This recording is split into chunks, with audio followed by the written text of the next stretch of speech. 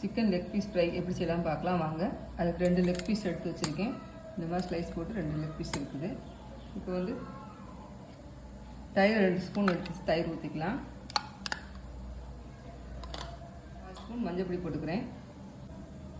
இப்போ மிளகாப்பொடி போட்டுக்கலாம். 2 ஸ்பூன் மிளகாப்பொடி எடுத்து வச்சுருக்கேன், அதை போட்டுக்கிறேன். கொஞ்சோண்டு தனியா பொடி, கொஞ்சம் கரம் மசாலா, இஞ்சி பூண்டு பேஸ்ட்டு கொஞ்சோண்டு, எல்லாம் உப்பு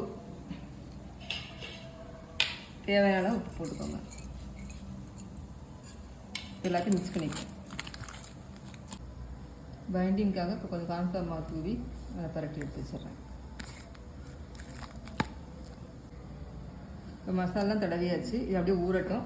1 மணி நேரம் கழித்து பொரிச்சு எடுத்துக்கலாம். எண்ணெய் நல்லா சூடாகிடுச்சு. ஊற வச்ச சிக்கனை வந்து அதில் போட்டுக்கிறேன். Leg piece fry ready.